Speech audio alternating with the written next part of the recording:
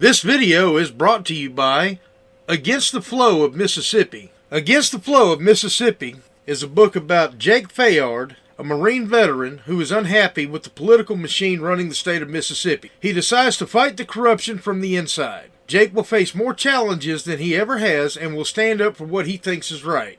His notoriously hot temper will push him to the edge of murder, along with his friend and brother Kobe Barhanovich. Together, they will fight the system and give the power back to the citizens of Mississippi. Against the Flow of Mississippi is now available on Amazon. A link to the book will be placed in the description below. Welcome to History in the Eyes of a Southerner with your host, Anthony Allen. On this channel, we will take a journey through time and relate history to the contemporary eyes of modern America. I hope you enjoy the ride as I investigate and document the wonderful events that have shaped our present world.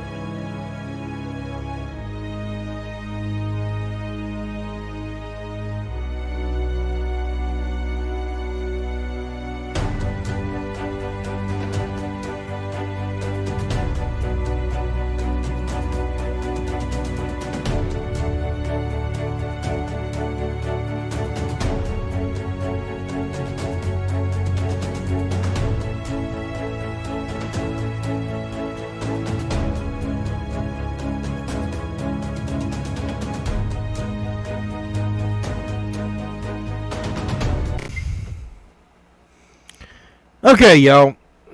I have to direct this at something that Atun Shea said on his on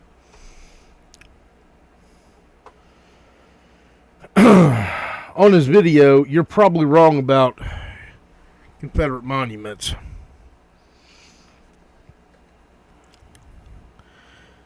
And I'm actually going to agree with him on something. And it's literally one part of this video that he made that I want to expound on. One of the justifications for keeping Confederate monuments around state that Confederate veterans are American veterans. I disagree with that.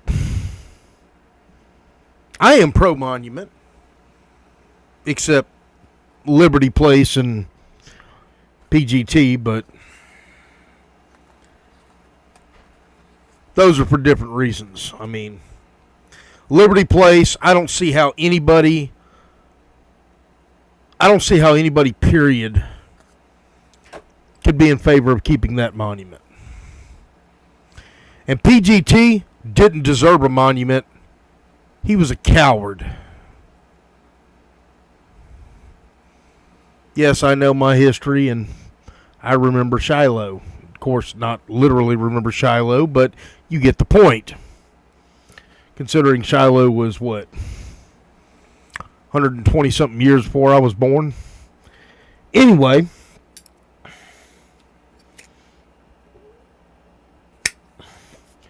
without pulling a George Patton and saying that I was there, and sounding like a complete nutcase, let me get back on the point of what I was getting to. Confederate veterans are not American veterans. I mean, some of them were. Yes, Robert E. Lee was a U.S. Army soldier. Stonewall Jackson, obviously, U.S. Army soldier. West Point graduates, both of them. Okay? So, yes, some of them actually were. But when we're talking about the War of Northern Aggression, when we're talking about when they took the blue uniform off and put the gray uniform on, after that point, they were no longer U.S. veterans. Only a few held that distinction after because they again rejoined the Union Army. Joe Wheeler in the Spanish-American War would be one. But we're not talking about that. What I'm talking about is at the time of the War of Northern Aggression, if a soldier was wearing the gray uniform, at that point, he is not a U.S. soldier. He is not a member of the United States military. There is no way to justify this. In fact, quite the opposite. He's an enemy. That's why they were shooting at each other.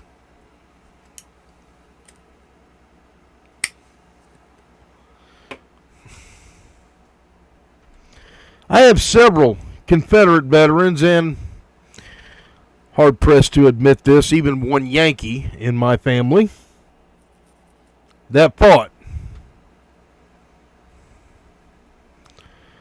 To my knowledge, none of the Confederates in my family ever joined the U.S. military before or after the war.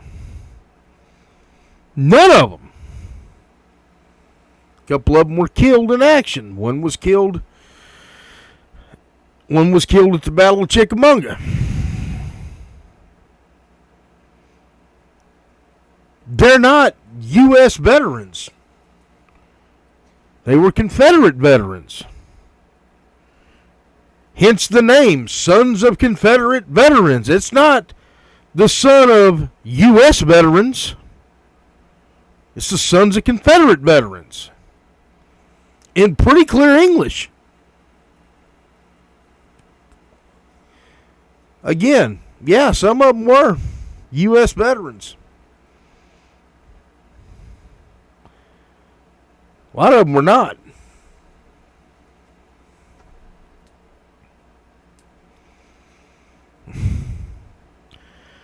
So at what point do we acknowledge them for what they were? Personally, and this is speaking from my train of thought, if I was going to fight and the side I was fighting for lost, even after my death, I think I would feel pretty insulted if the conquering army claimed me as one of their own. It would be personally insulting to me. I can't speak for anybody else, and unfortunately, we can't really ask the Confederate veterans who fought how they feel about the 1958 decision to declare them all U.S. American veterans, U.S. veterans. But I disagree with that. They weren't. They were fighting the U.S. They wanted to be their own country. I get that the idea was that they would be a protected class.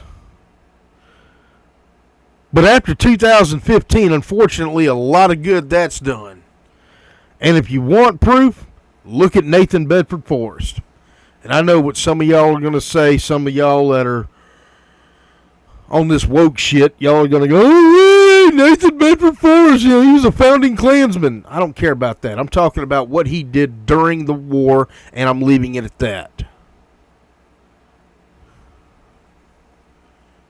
I'm not talking about what he did before or after the war. I'm talking about during the war. He was a brilliant cavalry tactician. I argue if he would have been in the Eastern Theater instead of the Western Theater, things might have went a little different.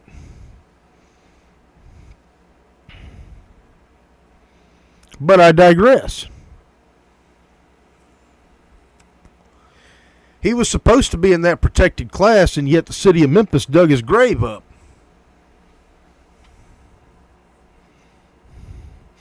So really, my opinion, they were insulted for no reason. Y'all go ahead and think about that. Have a nice day. History in the Eyes of a Southerner.